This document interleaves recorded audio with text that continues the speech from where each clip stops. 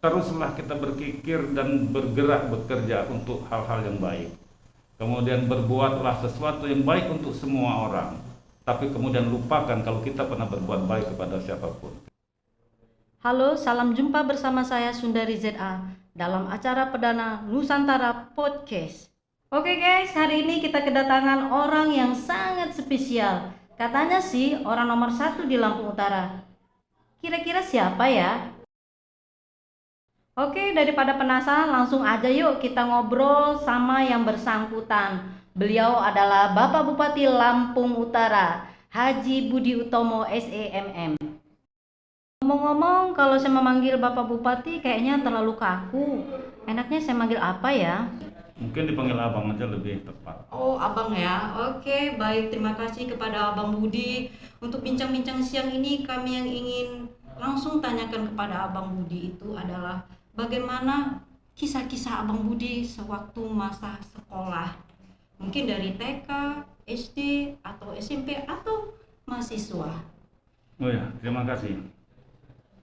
Di masa-masa kecil kami pada saat itu tentunya berbeda dengan hari ini. Oh iya, betul. Di saat usia saya sedang menduduki sekolah dasar, Iya. terjadinya makar dan PKI, sehingga sekolah pun kami terganggu pada saat itu, yaitu pada tahun 1965 yang lalu. Nah, pada saat itu saya sudah di sekolah dasar SD. Dengan berjalannya waktu, selesailah saya tamat sekolah dasar pada tahun 1970. Iya, Pak. Tapi sebelumnya juga perlu saya informasikan, saya termasuk siswa yang kala itu disebut juga siswa anak-anak nakal. Karena apa? Baru kita berangkat ke sekolah, sering kita melewati kebun tetangga yang mungkin ada jambunya, mungkin ada mangganya, kita ikut metik. Tetapi walaupun saya anak nakal, saya punya prestasi. Alhamdulillah, saya ranking pertama sejak kelas 3 SD sampai dengan kelas 6 SD. Luar biasa kepada Bang Budi. Dan dapat nilai ijazah pada saat itu, ada tanda lulus namanya. Saya nilai bahasa Indonesianya itu 9, kemudian matematikanya 10. Masa itu bukan matematika, masa itu adalah berhitung. Kemudian pengetahuan umumnya 10. Jadi 10, 9 nilai pada saat itu. Wah, luar biasa untuk kaum muda. Sangat menginspirasi buat kita semua. Mungkin ya, berarti Abang merasakan pada zaman dahulu itu bermain-main masih ala Ya. ada ketemu ini ya Bang ya, apa tuh seperti main tak umpet atau apa, cerita zaman dulu beda dengan sekarang. Iyalah, seperti anak-anak masa lalu, petak umpet, ada main engklek, ada main apa tam-tam buku, ya seperti anak-anak zaman itu. Dan kemudian pada sekolah menengah pertama, Iya. saya memilih sekolah menengah pertama ekonomi, SMEP pada saat itu.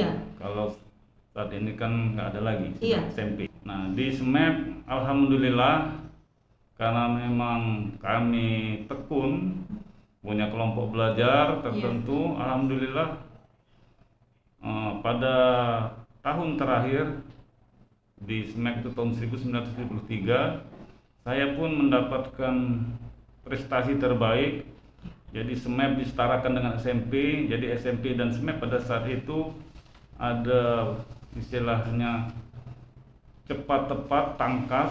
Saya menjadi yang terbaik, menjadi peringkat pertama di Kabupaten Lampung Utara pada saat itu. Iya, luar biasa, mengagumkan prestasi-prestasi pada saat itu ya Bang Budi ya. Untuk sekolah Anda memang Abang Budi luar biasa pada saat itu. Nah, untuk cerita-cerita sekolah, mungkin yang ingin kami tanyakan, ada tidak yang berkesan sampai usia sekarang Abang Budi yang tidak bisa dilupakan waktu pendidikan sekolah, yang membuat terkesan cerita lucukah atau apakah yang membuat Abang Budi tak melupakan, atau kesan-kesan dari bu guru atau cerita teman yang nostalgia itu yang tak bisa Abang Budi lupakan pada saat itu? Oh ya, memang benar. Itu terjadi di sekolah menengah ekonomi atas. Oh ya? Karena lanjutan dari sekolah menengah ekonomi pertama itu lanjut ke sekolah menengah ekonomi atas.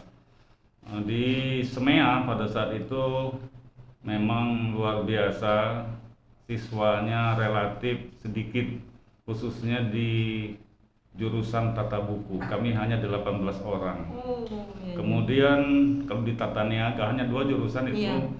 jumlahnya sampai 2 kelas. Hmm.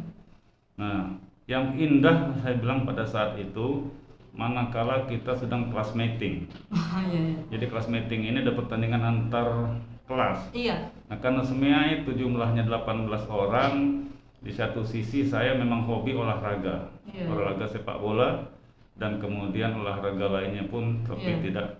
tidak begitu saya serius. Nah, pada saat itu kami punya yang cewek, yang wanita itu hanya ada 4 orang. Oh, jadi rebutan itu ya Bang ya, cerita-ceritanya ya. Jadi di samping itu ada pertandingan voli Iya. antar kelas wanitanya. Yang kalau yang laki-laki kami memang tidak menjadi juaranya, ini tata niaganya. Nah, begitu yang wanita kami kan kurang. Jadi yang lucu dan tidak terlupakan sampai hari ini, ada kami 2 sahabat dan yang satu sudah meninggal hari ini. Subhanallah. Kami memakai rok, berpakaian seperti wanita, ikut dalam grup poli wanita jurusan tata buku SMIA Lampung Utara. Nah, itu yang tidak pernah terlupakan, dan sampai hari ini. Maka pada tahun 77 yang lalu, tahun 2007 yang lalu kami mengadakan reuni SMIA, dan itu yang membuat cerita menyenangkan dan tak terlupakan sampai hari ini. Subhanallah, di sosok figur Abang Budi itu ada cerita unik. Berarti Abang Budi itu memakai androk pada saat SMA di SMIA pada saat itu. pertandingan. Iya, memakai androk SMA. Iya, jadi pakai kalian seperti cewek. Masya Allah, luar biasa. Saking ingin membahagiakan teman-teman pada saat itu, dan itu terinspirasi sampai sekarang ya Bang Budi ya. Dan walaupun itu kami kalah juga. Ya. Kalah juga, tapi tidak apa-apa Bang Budi. Dengan cerita-cerita seperti itu, kita akan untuk teman-teman, akan dikenang sekali itu ya Bang Budi ya.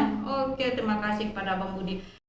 Ada cerita-cerita tentang sekolah yang lucu dan unik. Nah, ini ada sebagaimana kami menyampaikan kepada Abang, gimana cerita, mungkin ada cerita cintanya lah. Sebelum mendapatkan nyonya ini, kami ingin bertanya terlebih dahulu, apakah ada cerita-cerita nostalgianya?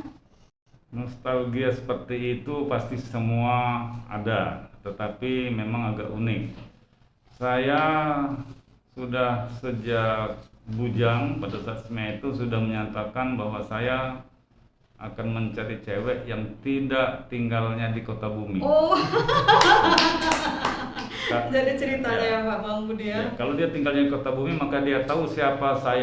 Oleh karenanya pada saat itu kami sering berkunjung ke Lampung Tengah. Kalau dulu namanya Kota Metro, sekarang sudah terpisah. Iya. Di sanalah anak-anak bujang Lampung Utara, khususnya ini, kecuali juga ada waktu-waktu tertentu kalau kita mau mengajar juga ke Tulang Bawang, pada saat itu ke Menggala. Iya. Nah, saya rupanya mencantol jodoh di Lampung Tengah, maka sampai hari ini saya punya istri 1 orang, namanya Hajah Nur Hendah Sulastri dari Lampung Tengah, dan alhamdulillah saya berpacaran 1 kali dan terus menjadi istri, jadi tidak punya pengalaman lain tentang. Oke, luar biasa Bang Budi, berarti cintanya langsung segitu langsung jadi.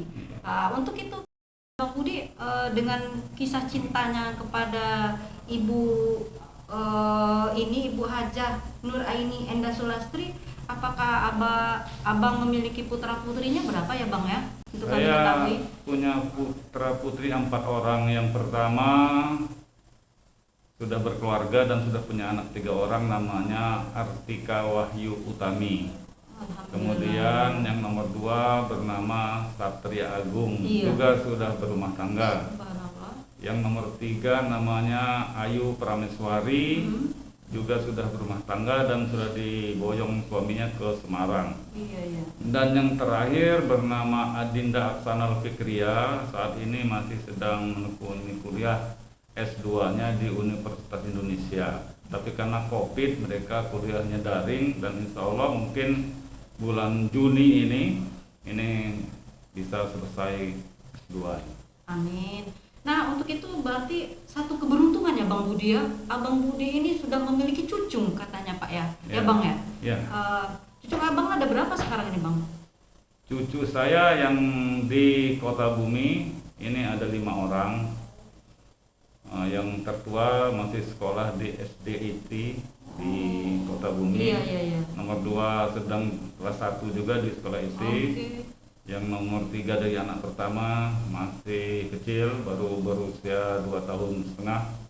Kemudian dari anak yang nomor 2 juga sudah ada 2 putra putri. Iya. Yang tertua nama Isabel, kemudian yang nomor 2 laki-laki, cucu dari anak laki saya yang nomor 2 yaitu bernama Sultan. Sementara yang sebentar lagi juga akan melahirkan insya Allah bulan April awal atau Maret akhir, yang di Semarang anak pertamanya insya Allah akan lahir di tahun 2021 ini. Jadi mungkin di tahun 2021 ini saya punya 6 cucu. Alhamdulillahirrahmanirrahim. Nah Abang, kesibukan Abang selaku pejabat nomor 1 di Lampung Utara untuk mengisi masa-masa indahnya bersama keluarga untuk membagi waktu itu bagaimana Bang? Nah inilah yang paling sulit, saya mengatur waktu untuk keluarga, terutama untuk cucu-cucu. Karena saya memang punya motivasi bekerja, seperti apa yang disampaikan Pak Presiden Jokowi hari ini. Sehingga sejak subuh, kadang selesai sholat subuh, saya sudah menerima tamu. Iya. Dan saya punya prinsip, tamu itu semuanya membawa rezeki. Amin. Rezeki itu tidak hanya dengan materi, tapi paling tidak informasi dan lainnya. Iya. Makanya saya setelah sholat subuh, biasanya jam 5:30 sampai jam 6 itu sudah ada tamu di rumah jabatan maupun di rumah kediaman pribadi saya. Nah, saya melayani tamu itu sampai dengan jam masuk kantor. Tetapi kalau memang masih juga ada tamu, terpaksa saya tidak berangkat ke kantor, maka yang di kantor diselesaikan oleh sekretaris daerah. Saya melayani tamu karena di kantor pun tetap saya harus melayani tamu. Oleh karenanya waktu istirahat saya agak berkurang. Maka kadang-kadang kemarin sudah mulai kena penyakit vertigo karena kelelahan. Tapi alhamdulillah ini sudah mulai membaik dan saya sedang melaksanakan terapi. Oke, Abang Budi sudah menceritakan membagi waktu yang luar biasa ya Bang ya, dengan kesibukan kita menjadi seorang pejabat nomor 1 di Lampung Utara dan menjadi seorang ayah dari anak-anak dan menjadi seorang suami dari istri bapak dan menjadi seorang kakek buat cucu-cucunya. Subhanallah, luar biasa. Nah, untuk itu Abang Budi, kami mau cerita-cerita lagi nih, untuk salah satu untuk inspirasi kita masyarakat Lampung Utara, bagaimana untuk langkah ke depan kemajuan Lampung Utara ini mau dibawa kemana sih Bang Budi, untuk Abang Budi bawa ke Lampung Utara ini?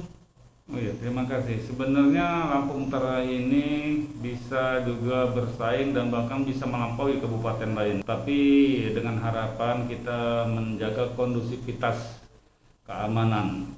Karena manakala ini bisa aman, investor dari luar akan bersedia menanamkan modalnya di Lampung Utara. Dan ini sudah kami gagas dan sudah kami komunikasikan. Kemudian hal lain, juga saya mengajak seluruh komponen masyarakat Lampung Utara, ayo kita bersinergi bersama-sama untuk membangun Kabupaten Lampung Utara ini. Saya tidak tertutup, sampaikan ide-ide cemerlang itu. Kita duduk bersama membahasnya. Saya punya kepala dinas, kepala badan yang siap dengan stakeholder lainnya untuk membangun Kabupaten Lampung Utara ini, sehingga cita-cita harapan masyarakat kita bisa kita wujudkan.